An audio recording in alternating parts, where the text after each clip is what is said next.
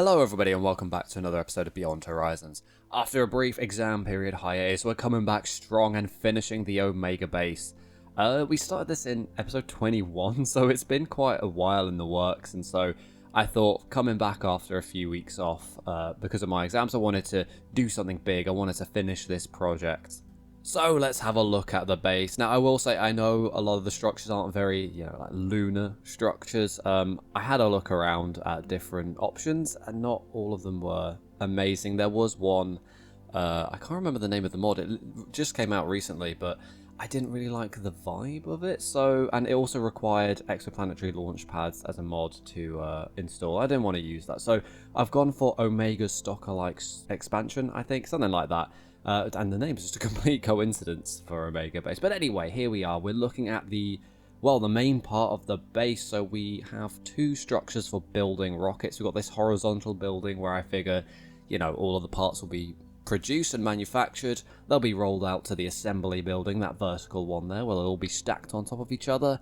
And from there, rolled out to the launch pad. I've set some arbitrary restrictions on the launch pad, but I'm not super happy with them, so I'm going to come back and tweak those values to make them a bit more sensible. If you have any suggestions, do let me know. Anyway, moving on, I've got these hangars here. I just popped those in because I thought, I've got all these vehicles, the cranes and the flatbed and everything, and I don't really want them hanging around the base, up in the part count and running the game a bit slower, so that's where they're going to be hidden away, in inverted commas. They're actually just going to be deloaded, but we're pretending that they're in the hangars there.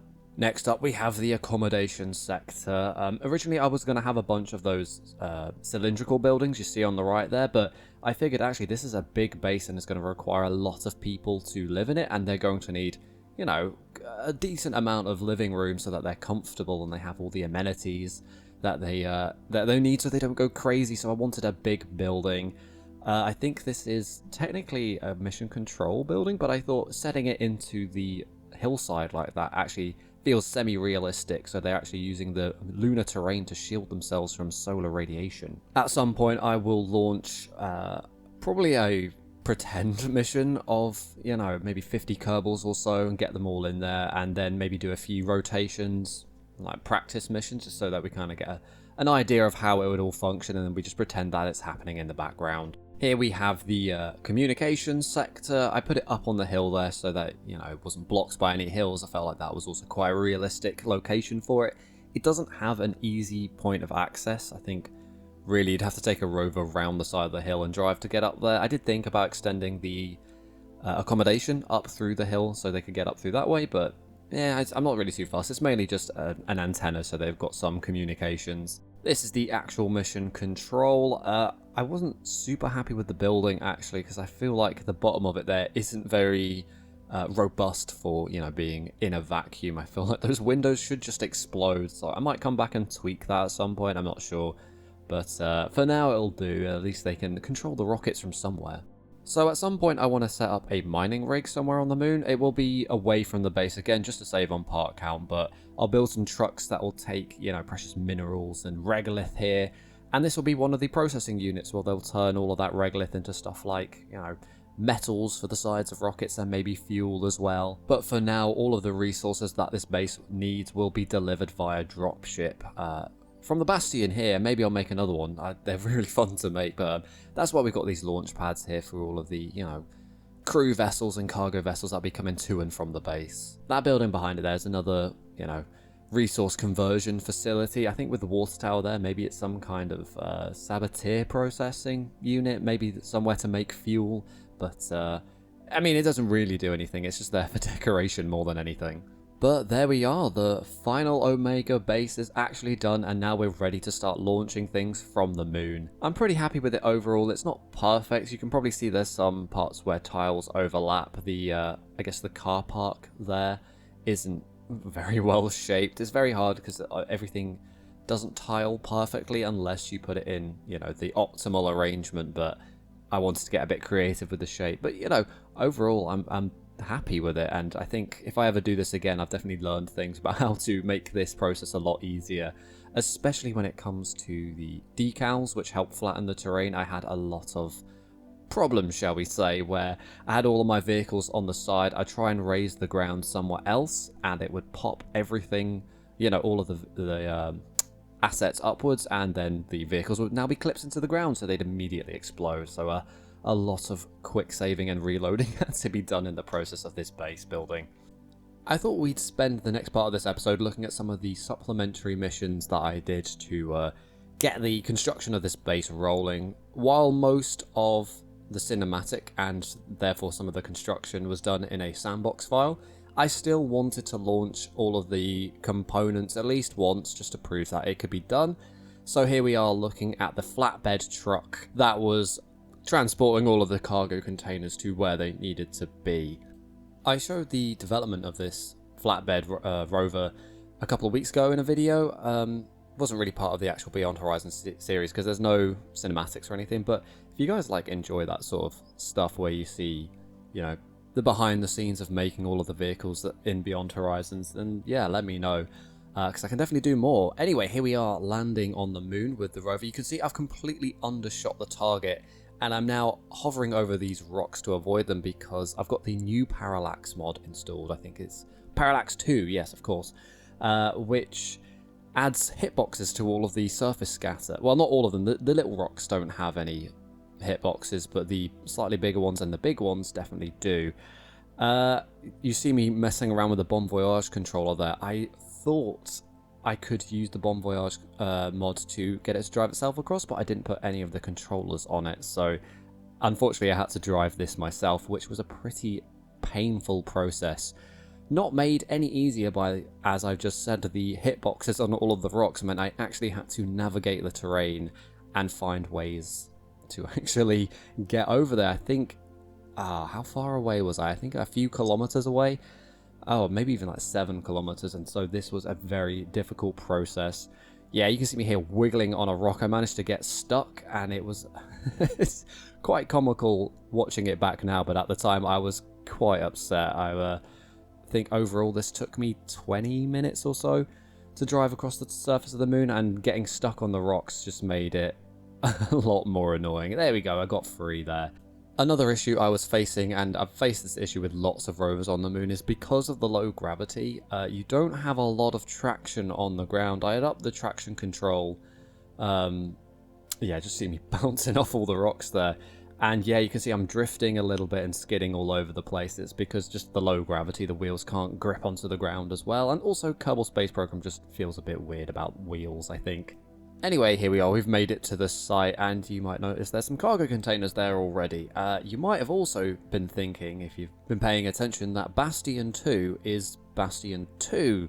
And you might be thinking, where's Bastion 1? Well, here it is, I'm launching it now. Yeah, unfortunately Bastion 1 was a bit of an embarrassment, so I was spending ages on the fuel balancing, because obviously the nature of this sort of vessel is quite hard to strike that balance so that it doesn't spin out of control when you fire any of the engines, and so I spent a very long time making sure that it didn't do that. But obviously at some point I must have changed something, I must have shifted something around, and it just offset the center of mass from where it was, and suddenly it didn't hold its attitude very well.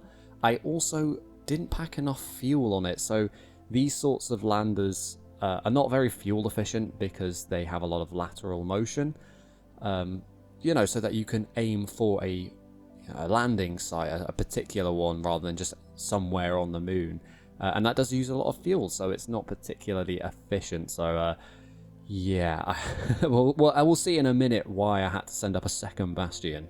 For now, we're just moving the shipping containers from the Hermes to the Bastion.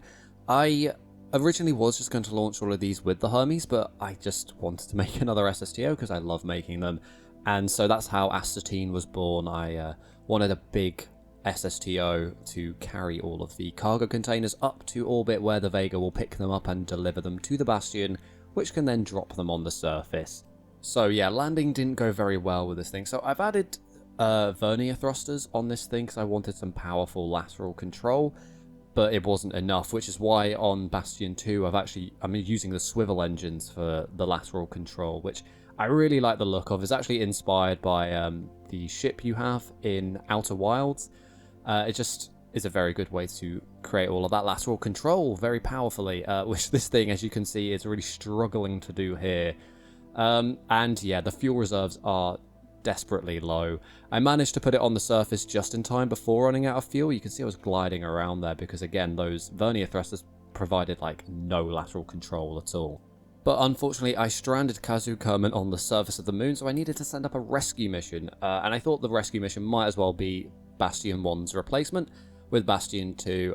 It looks very similar, but I actually built the whole thing again from scratch, just so I could make sure that every step of the way I was actually balancing the thrust to the center of mass. And I did a better job this time. I mean, the vernier thrusters still have to compensate for some of the rotation, but it actually does more than enough for that to, you know, stop the thing flipping out of control. It also has a lot more fuel, this one, which it doesn't look like it does on the Delta V readout, but I think it's just very confused about having the swivel engines being used as vernier thrusters rather than normal thrusters. I achieved that with the CAL controllers, by the way. You can just map the engines to the RCS controls, and then it just behaves that way. Unfortunately, I put it about 1 kilometer away from the original Bastion, which meant Kazu Kerman had to get out and walk. Well, normally I would use the EVA pack, but I realised that she doesn't have any RCS fuel for some reason, so after falling off of the top of the Bastion, I thought there's no way I'm making her walk over 1 kilometer, because I don't have a million years to spend doing this. So I got into the Daedalus, which is just hanging around, and I drove over. But as we just saw with the flatbed truck, driving over the surface of the moon is not very easy, and I just did not... I tried to drive straight there, I didn't pick a good route, and so I was getting stuck on rocks all the time. Here I'm just going way too fast. It was a bit reckless, and I launched myself off of a rock. Luckily I managed to use the SES to get myself back upright, but yeah, again, this was a bit of a painstaking process. Anyway, after a pretty sick handbrake turn, Kazu Kerman gets out and walks over to the new Bastion 2, and from there she'll get in and bring it up to Hammerhead Station, where it will wait there. But yeah, the second Bastion is a lot more successful than its predecessor. It has a lot better range, and its attitude control is much better. You can see on the back there's quite a lot of SAS modules. They are there partly to help with the attitude control, but also to house ore tanks, which I would add or take ore away from in order to shift the center of mass back over the center of thrust, so that it didn't spin out of control every time I tried to fire the rockets. Anyway, we're just heading back to Hammerhead Station, which is where this thing will stay parked for a bit. I don't really want to keep it there, so you'll see in a minute when we get there. Hammerhead Station's really busy now, so it's got the Moonfly, it's got Vega, and it's got the Bastion 2 now, so that's too much. This is supposed to be a refueling station rather than like an orbital park, I guess, like a parking station. So I'm probably going to send up another lunar station where all of these vessels can just sit and wait until they're needed, and then they can come to the Hammerhead, refuel, go and do what they need to do, and then they'll go back to the parking station to stay there. You also saw me there moving some fuel about. I wanted to take away the fuel tanks because they didn't have much fuel in them, and again, they were just increasing the part count on something that is already, I think, around 300, 400 parts, so I just wanted the game to run a bit smoother. Anyway, here we're going to be launching the crane, as well as Arch Beetle, which is that big, arching vessel that you saw that would move containers from the flatbed onto the ground.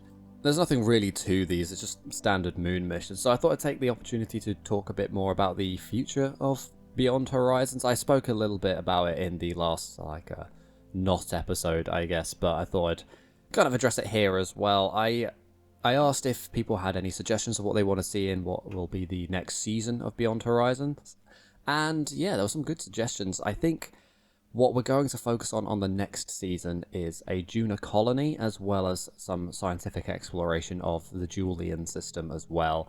I'd like to set up a launch pad on Duna, because that will help a lot when we want to colonize Layth as well, but that'll be way further down the line. For now, I'm going to obviously focus on wrapping up Season 1, and I think we'll do that by, finishing most of the missions that are in flight. I think some of the probes, well, we'll see. If we can get them to their destination, that'd be ideal. Especially Demeter, which will be laying down the groundwork for, the scientific exploration that we'll be doing in Season 2. I obviously also want to finish the Eve mission. I think we'll finish Season 1 when the crew of the Hades returns, and I think for now I'll also just because I will be focusing on wrapping up missions, we won't really be doing any side projects or anything in the meantime, so that will probably get done a bit quicker. I want to try and get as many episodes made as I can before I go away for my internship, because I won't be able to play any Kerbal Space Program for a few weeks, so hopefully we can get the season, wrapped up in that time. If not, I apologise, it'll be quite a while between episodes, but I'll try my best. Anyway, I hope you enjoyed this episode. I wanted to do a nice big one for the, to make up for the time lost from exams. And yeah, so if you did enjoy the episode, please consider leaving a like and maybe even subscribing to the channel. And if you want to check out other episodes of Beyond Horizons, you can check out the playlist that this video is in. But I've been Moonfish1001, and I'll see you in the next video.